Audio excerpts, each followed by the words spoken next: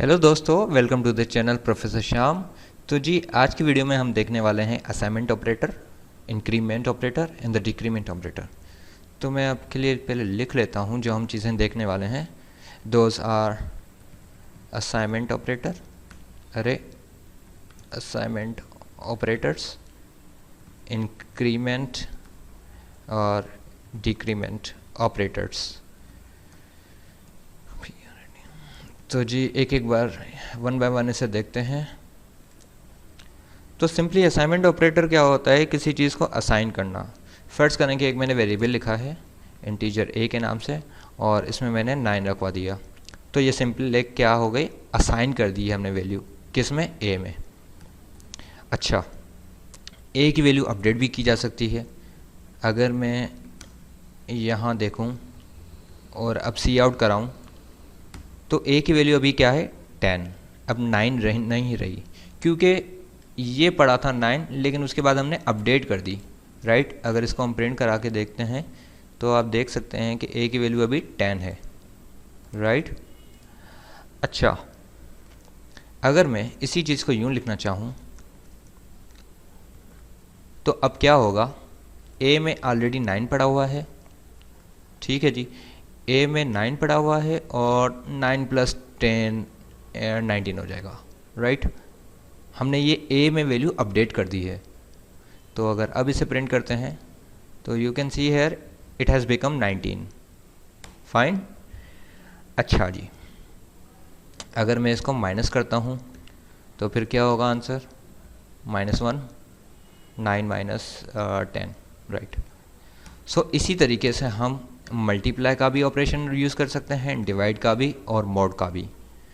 तो assignment operator आप समझ रहे होंगे कि ये हमने पहले कवर कर चुके हैं, इतना इजी, तो इसको दोबारा रिवाइज करने की क्या फ़ायदा। अब मैं आपको बताता हूँ।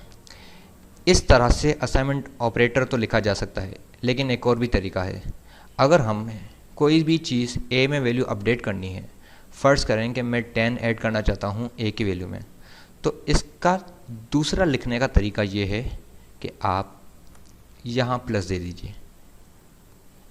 आप इसको यूँ समझिए, मैं कमेंट में रख लेता हूँ, a is equal to a plus 10, right. So ये इस तरीके से भी लिखा जा सकता है। अगर मैं अब आपको वैल्यू प्रिंट करके के दिखाऊँ तो आप देख सकते हैं कि वैल्यू अपडेट हो चुकी है। सो इसी तरीके से आप a माइनस इक्वल देकर कुछ भी आगे लिख सकते हैं, ठीक हो गया।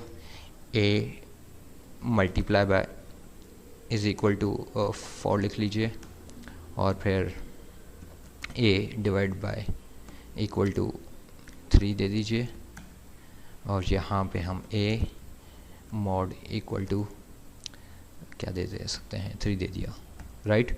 सो इस तरीके से हम यानी कि a की वैल्यू इंक्रीज़ कर सकते हैं, डिक्रीज़ कर सकते हैं, जो भी हम ऑपरेशन अप्लाई करना चाहें। सो ये पर्पस था कि वैल्यू यानी कि असाइनमेंट ऑपरेटर को रिवाइज करने का। अगर अब हम इन सब की वैल्यू सी आउट करते हैं, ज़रा देखते हैं क्या रिज़ल्ट आते हैं। इसको ज़रा जी कॉपी किया, यहाँ पे भी कॉपी, यानी कि हर ऑपरेशन के बाद हम a की वैल्यू देखना चाह रहे हैं। तो a में पहले 9 पड़ा हुआ है तो 9 + 10 19 होना चाहिए, और फिर a में 9 पड़ा हुआ है, अब यानी कि 9 - 1 8 होना चाहिए, और उसके बाद 36, देन 3 और देन 0। Let's check. अच्छा जी, हाँ जी, हाँ जी, रिज़ल्ट डिफरेंस है वो इस वजह से क्योंकि a की वैल्यू अपडेट हो चुकी है। अब देखें a में फर्स्ट क्या पड़ा हुआ था 9, तो 9 + 10 19 हो गया।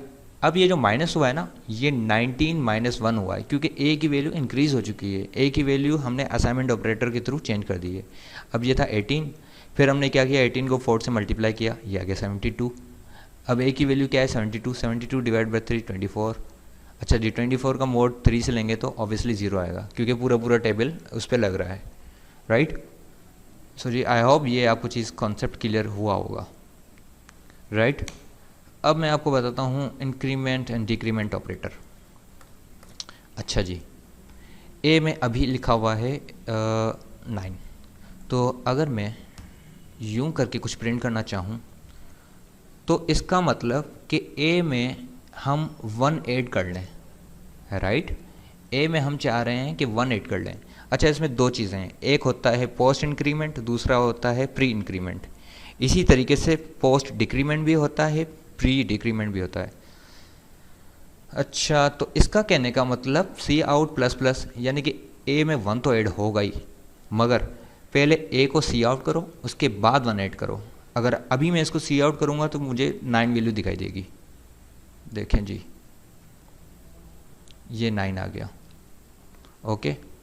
मगर एक और मरतबा मैं इसको प्रिंट कर दूं और यहाँ पे एंडर लगा लेता हूँ ताकि आपको क्लियर दिखाई दे। अब देखिएगा जी, यहाँ पे 9 और 10 दोनों शो होंगे।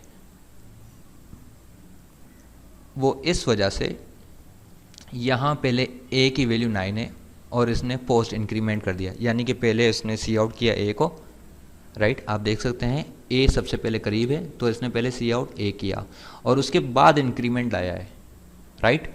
अब यहाँ पे देखें, मैंने सिर्फ ए को प्रिंट किया, उसने 10 बता दिया। इसी तरीके से अगर मैं अब यहाँ पे प्री इंक्रीमेंट करता हूँ तो प्री इंक्रीमेंट में क्या होगा जी, एक्चुअली ये पहले 1 ऐड कर लेगा ए में।